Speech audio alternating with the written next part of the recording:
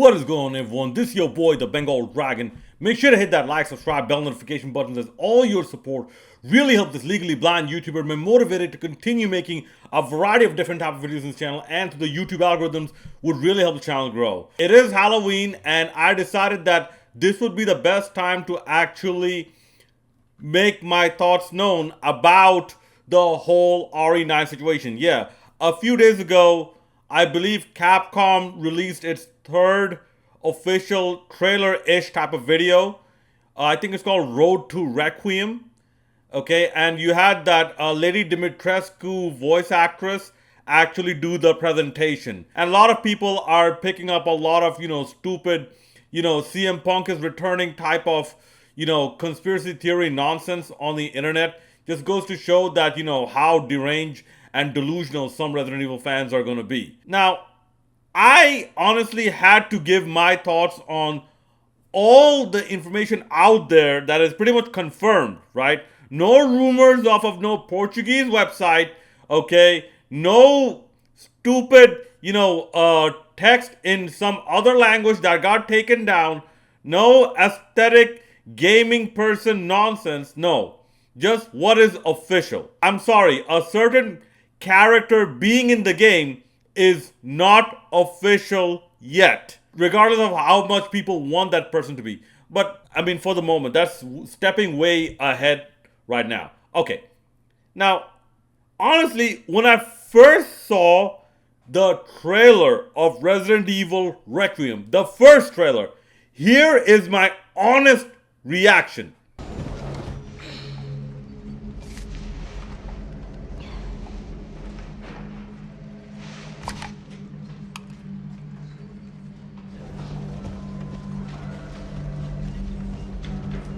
Grace!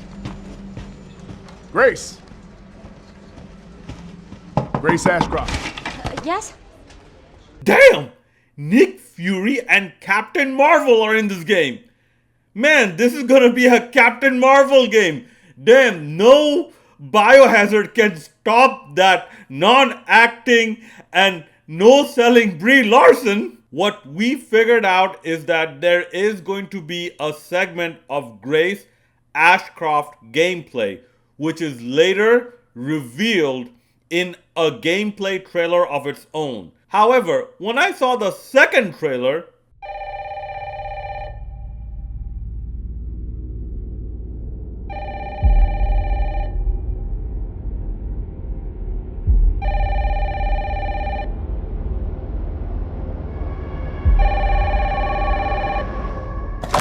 Hello? Yes.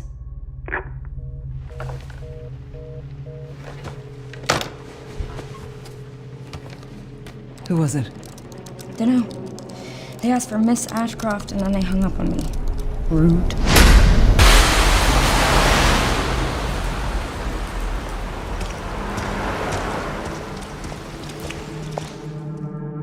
Oh, you're FBI? Investigating all these strange deaths, huh?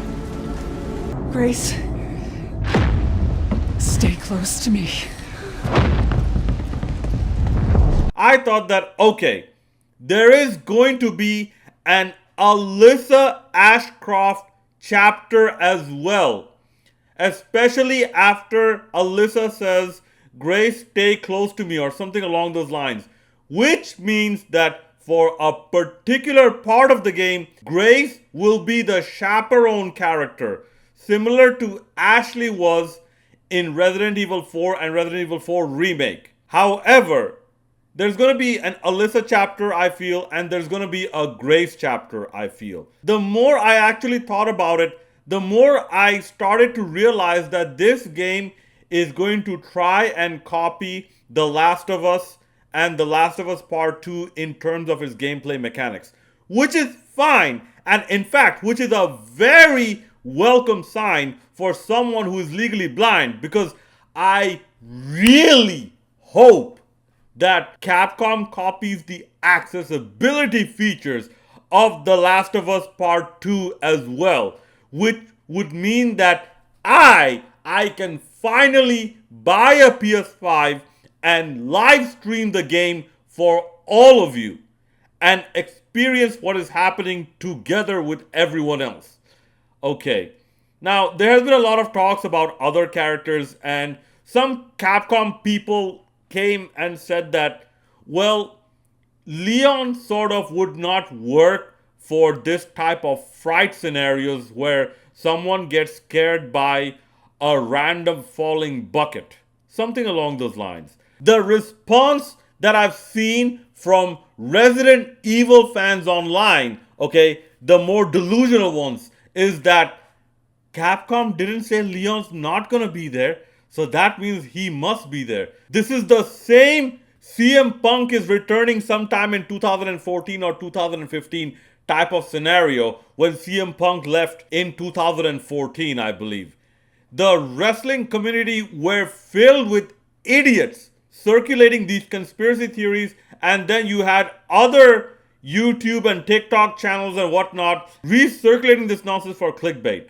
Okay, I mean, let's focus on what's presented already instead of wish listing and wishful thinking Leon into the whole scenario that, okay, how is Leon going to fit in? We also get to see that Raccoon City, or wherever Renwood Hotel is, okay, most likely Raccoon City, is somewhat being rebuilt, and there's even people living or at least commuting there.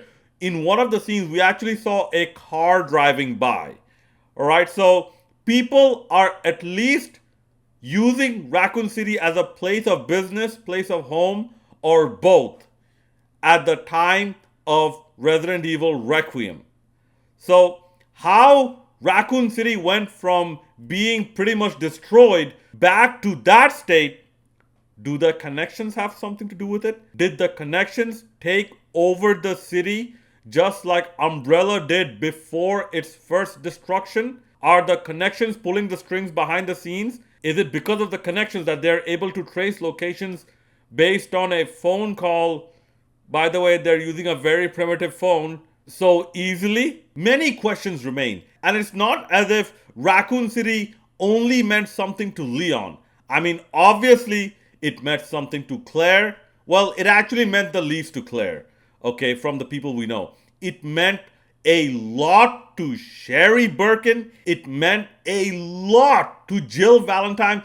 Jill Valentine basically saw the city destroyed as she was escaping, okay? It even meant a lot to someone like Chris Redfield, who was actually an employee of Stars and used to work in the RPD. Shut the fuck up! Huh? Who's that? You know who this is! Let me put my double strap. This here is Chris Steiner Redfield.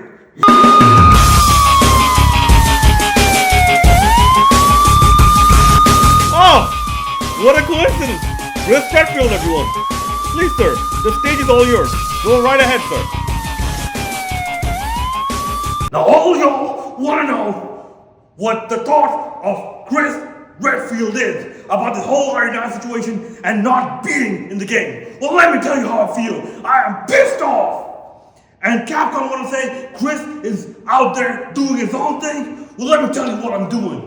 Chris Steiner Redfield, middle of the night, is pumping his big guns and humping the big bums of all my hooches. But I'm an intelligent one too, so I'm gonna break this down for you. Well, see, I come from a highly educated university, so when I come out and speak to these white trash... Well, you see, I come from a highly educated university, so when I come out here and speak to these Arkham Mountain white trash, and these Raccoon City white trash, and more Raccoon City white trash, and these Rockford Island white trash, and these Spanish Village white trash, and these West African white trash, and all these other white trash, I gotta dumb myself down. But I'm gonna multitask this one, because that's the evolved brain of the genetic freak.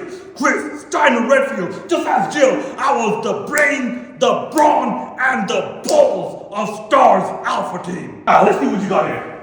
Treadmills? Treadmills are for simps like Leon, not for Steiners like me. Fuck it, I'll just do the dips. See, the problem with Resident Evil 9 is that, mark my words, it's not gonna be good because I'm not in it. Capcom got this problem of not following up on the stories of real men properly. See, Resident Evil 8, Chris and the entire wolf pack, okay, we made it a point to fight all the traitors and kill all the traitors of the NWO. I mean, BSAA. Okay? Now we gotta wait 5 years until that story continues. Screwing over a Steiner when I'm the one that got Jill, Barry, and Rebecca out of Spencer Mansion. And you see these arms? You see these arms?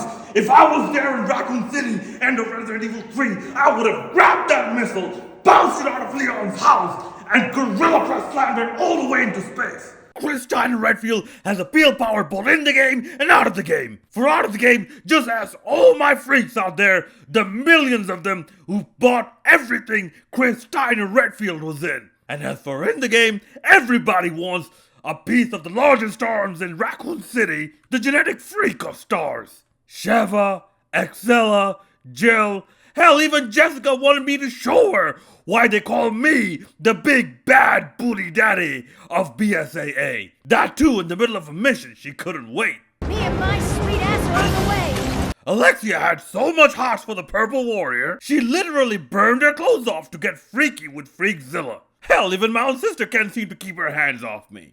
People want to talk about Steve, and I know Steve gave his life to save my sister. God rest his soul. But Steve, let me be honest with you. You never really had a chance to be with my sister, alright? Even when you were in your monster form, when you had the freak sound, you only had a 12.3% chance of being with my sister, alright? But when you return back to your white trash, pencil neck form, your chance drastically go down by 42.6%, which means your overall chances is a negative 30.3% chance of being with my sister. And from the higher atmosphere of Steiner mathematics and the freak genetics, it just means you had a snowball's chance in hell. But that's a way bigger chance than the biggest white trash, orange-haired, pencil-neck simp of them all, Leon S. Kennedy. Spent 20 plus years, can't even get a girl's phone number. That S in your name, that's not for Scott. That shouldn't be a Scott. Scott is for Steiners. That is simp. That's your name, Leon Simp Kennedy. And people want to say you're gonna be with my sister. I'll be the OTC, the final boss, the executioner, whatever, to make sure that such a chemical and natural and genetic disaster does not happen. Because you know, Leon, you're not fast enough, you're not big enough, you're not smart enough. And I'm sure Ada told you this. Ada told you this when you begged and groveled for her phone number off camera. Size does matter, bitch! My sister, my own sister, saw right through you because she has the Steiner intelligence. She saw the gun in your hand. She saw the police uniform, the RPD on your chest. And still, she couldn't believe that someone as simpy, big simp energy as you, Leon Kennedy, could be a cop. You're a cop, right?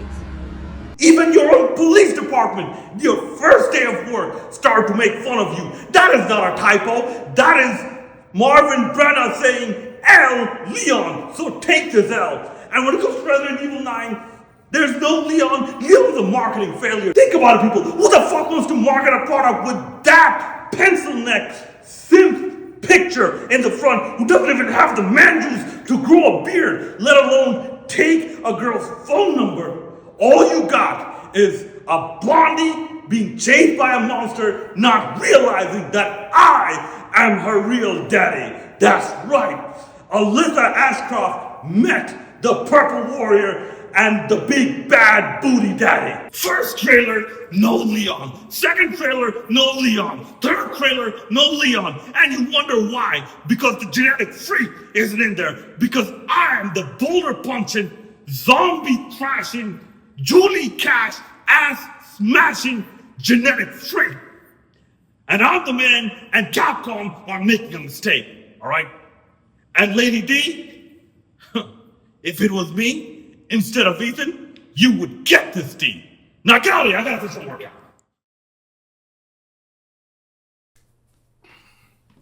Alright. Great to learn Chris Redfield's thoughts on this entire situation. And I'm sure your sister would disagree about the value of Steve, considering the fact that she misses him extremely, even after 17 years of his passing. But anyways, those are my quick thoughts, and also apparently Chris Redfield's quick thoughts on the entire Resident Evil Requiem situation so far. And as always, hit that like, subscribe, and bell notification buttons. Have a happy Halloween, everyone. This is your boy, the Bengal Dragon, signing out.